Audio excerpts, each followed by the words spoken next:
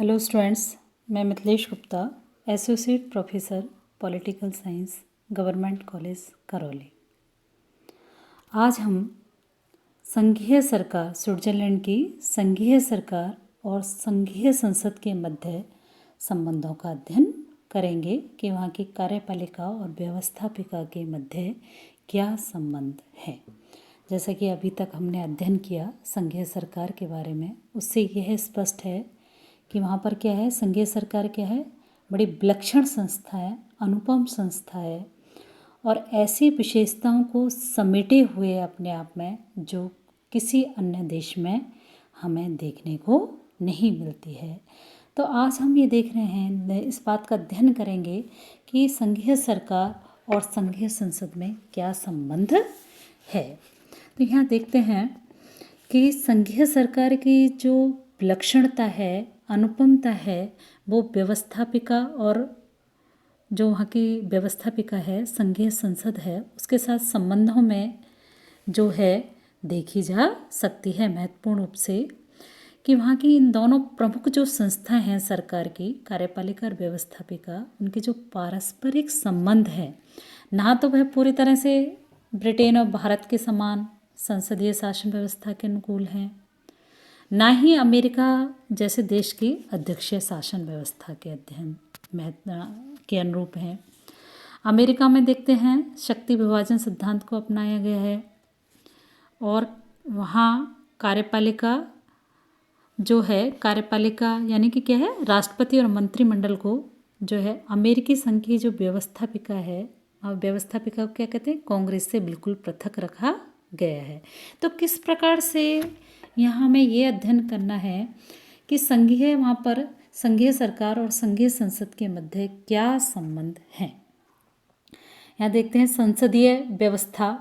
पहले इसके संबंध में ये जानना महत्वपूर्ण है, बार बार मैं संसदीय व्यवस्था और अध्यक्षीय व्यवस्था की बात कर रहे हैं, तो इन दोनों व्यवस्थाएं कौन सी होती हैं। संसदीय व्यवस्था में क्या होती है, जहाँ कार्यपालिका का गठन व्यवस्थापिका में से किया जाता है और वह अपने कार्यकाल के लिए संसद के प्रति उत्तरदायी होती है, महत्वपूर्ण। और दो राष्ट्र के प्रधान होते हैं, एक वास्तविक प्रधान और दूसरा होता है नाम मात्र का प्रधान।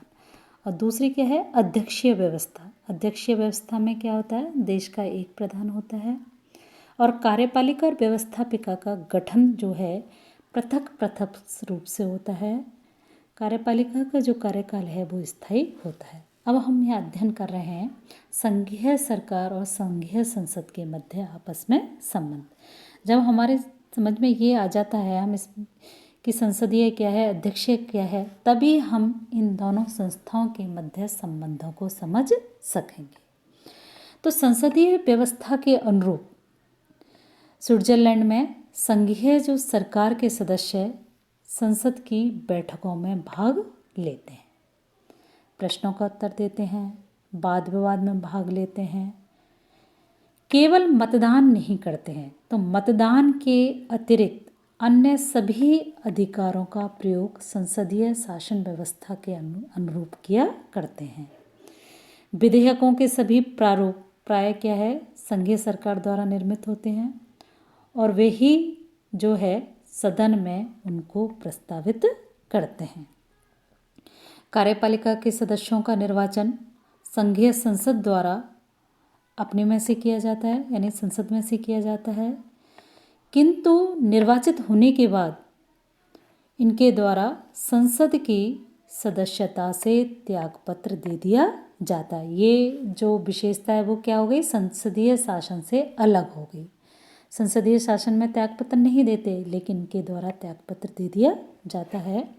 और संघीय संसद द्वारा संघीय सरकार का प्रस्ताव अस्वीकार कर दिए जाने पर उसके द्वारा पद त्याग नहीं किया जाता, यानी कि संघीय अर्थात संघीय सरकार का कार्यकाल जो होता है वो अध्यक्षीय व्यवस्था के समान निश्चित होता है। उसे समय से पूर्व पद से नहीं हटा जा सकता है। केवल संघीय संसद का विघटन होने की स्थिति में ही समय से पूर्व जो है वो हटाई जाती है, विघटित होती है। तो ये सारे के सारे हमने संसदीय व्यवस्था के अनुरूप संघीय सरकार और संघीय संसद के मध्य संबंधों का अध्ययन किया। संवैधानिक स्थिति क्या है? अनुच्छेद जो स्विट्जरलैंड के संविधान के अनुच्छेद 148 में संघीय संसद में ही राज्यमंडल की सर्वोच्च सत्ता को निहित किया गया है। संघीय सरकार विदेशी मामलों, सशस्त्र सेनाओं, सार्वजनिक प्रशासन की संचालन संघीय संसद के आदेशानुसार ही करती है। यह कार्य करने के बाद जो है वह संघीय संसद का जो है इस संदर्भ में जो कार्य किए हैं उन पर समर्थन प्राप्त करती है।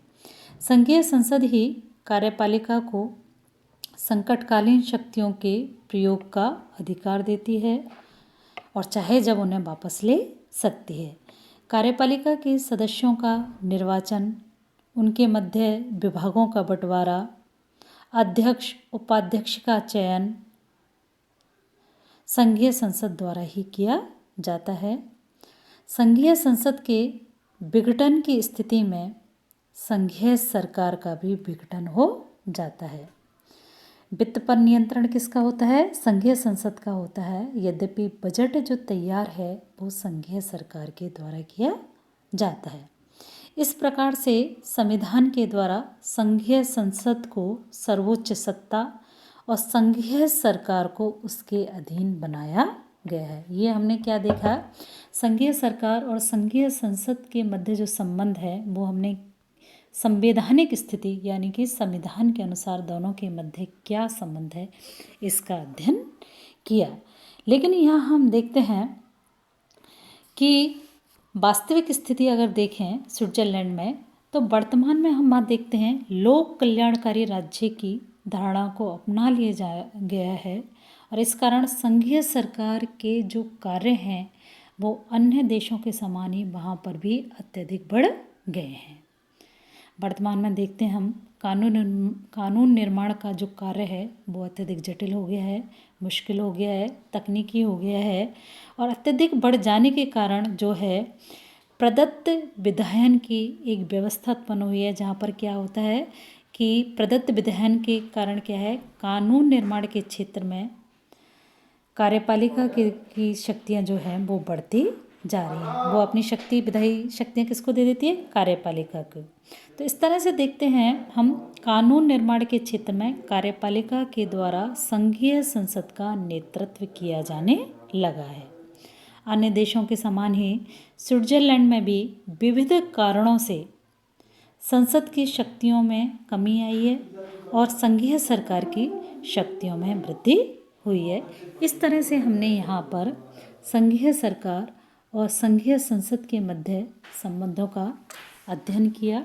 संवैधानिक दृष्टि से अगर हम देखें तो संघीय संसद की शक्तियाँ संघीय सरकार की तुलना में महत्वपूर्ण हैं और एक तरह से संघीय सरकार को संघीय संसद के अधीन बना दिया गया है। लेकिन वास्तव में अगर वर्तमान में देखें तो अन्य देशों के समान ही स्विट्जरलैंड में भी संघीय सरकार की शक्तियाँ अत्यधिक बढ़ती जा रही हैं और रेपार्ड जो हैं एक प्रमुख विचारक, उनके शब्दों में अगर हम देखें संघीय संसद के संवैधानिक अधिकारों के होते हुए भी आज नेतृत्व स्पष्ट रूप से संघीय सरकार के हाथों में चलाया गया है। इसी तरह से एक प्रमुख और उक्ति है ब्राइस की, उन्होंने लिखा है वैधानिक दृष्टि से व्यवस्थापिका की सेविका होते हुए भी व्यवहार में संघीय सरकार ब्रिटेन की मंत्रिपरिषद के समान और फ्रांस की कुछ मंत्रिपरिषदों से अधिक अधिकारों का प्रयोग करती है। यह पथ प्रदर्शक भी है और साधन भी है। तो आज का हम टॉपिक यहीं समाप्त करते हैं। धन्यवाद।